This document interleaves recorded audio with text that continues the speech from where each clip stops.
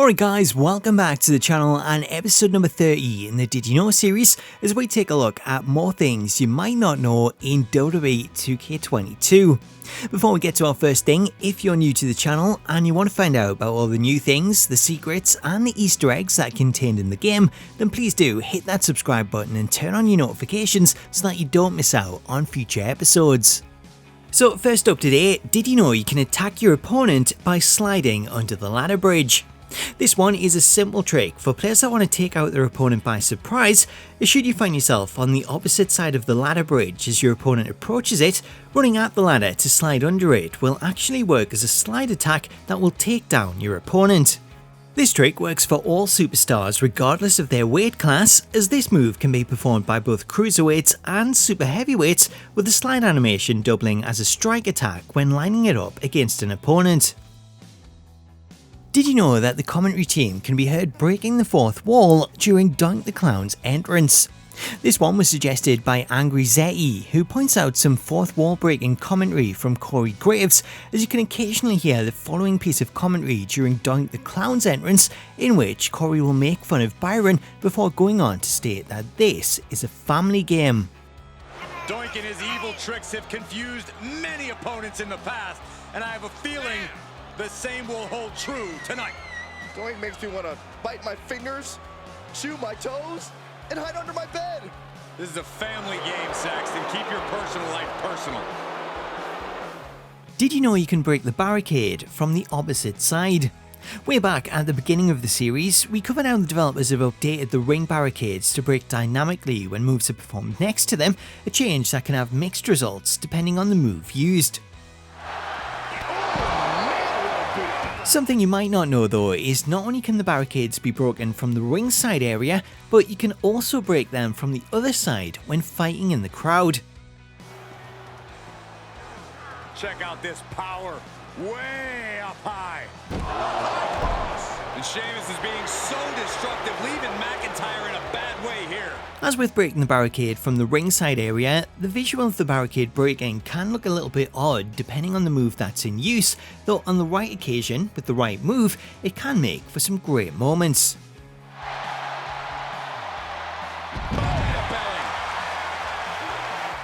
Did you know that 2K have included new commentary when playing matches for the Divas Championship? Previously in the series, we noted how 2K had included some new commentary for the $1 Million Championship whenever it's on the line. However, today, Stantwise notes that this is also true for the Divas Championship, as should you put the Divas title on the line, then the announced team will act as if the title has been brought back before going on to mention the last time that it was defended. The historic Divas title may have a new owner tonight. For nearly a decade, the Divas title was the pinnacle for women's wrestling, and it's back up for grabs tonight. Now, Michael, you and I were there to call a final defense of this title at Roadblock in 2016, and I am excited to call it again right here tonight. Did you know that the Creation Suite includes leftover creation parts for Aleister Black and Daniel Bryan? This one comes from Chinatown Boy, K-Skills and N. Goodman, who point out some new parts in the Creation Suite that appear to be leftover content for some of the superstars that were removed during development. The first piece of leftover content are these black and gold wrestling tights, as these tights belong to Aleister Black. Whilst Black primarily wrestled in black trunks, these tights were part of the attire that he wore during the Thunderdome era, specifically for this match against Kevin Owens in October 2020.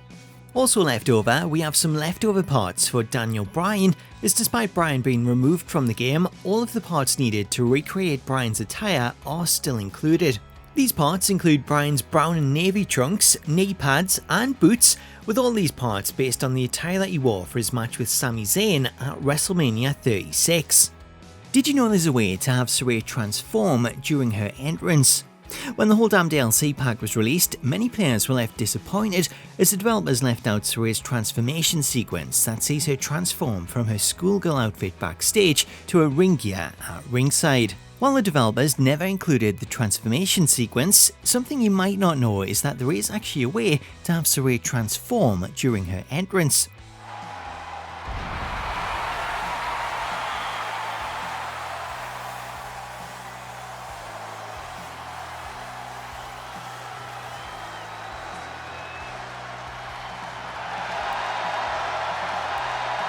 To do this, you'll first need to download a version of Sarray that comes with a backstage attire, to which I would suggest using this version by Diva Daddy #90539, as this creation comes complete with 2 attires to choose from, with a render also included.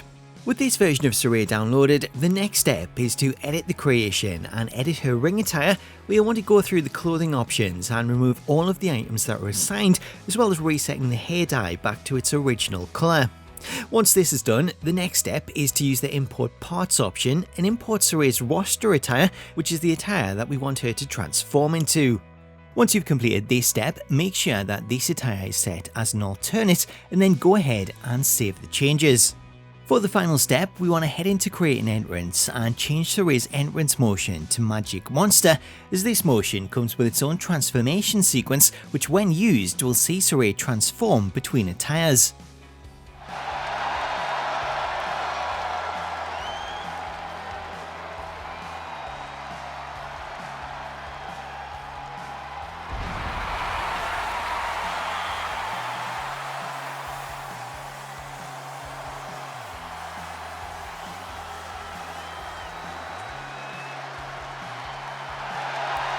So that's how I have Sarray transform during her entrance, with this clearly showing that the entrance transformation is possible, so it's surprising that developers never included this as part of her entrance. Now, while this does work and see Sarray transform, one thing I did notice when editing this together was that there's actually a glitch with the entrance motion that swaps the attires around. Therefore, to have Sarray transform into her ring gear, you'll need to set her ring gear as her entrance gear and her entrance gear as her ring gear, though the problem this leads to is that after transforming, she'll reappear in her entrance gear once the match begins. To try and get this fixed, I have passed the problem over to 2K via Next Makers, so hopefully if we do see another patch, then this is something that gets fixed. So there you go, and that was more things you might not know in WWE 2K22. I hope you enjoyed it and you learned something new, and if you did, I would love it if you could drop it a like to show your support, as well as leaving a comment below to let me know what you made of today's features, and if there's any other secrets, hints or Easter eggs that you think I should cover. While you're there, if you're not already, please do subscribe to the channel for more Did You Know episodes, and smack that bell notification icon so that you can be notified the second a new video drops. Until next time though, thank you so much for watching, have yourself an awesome day, and I'll catch you later.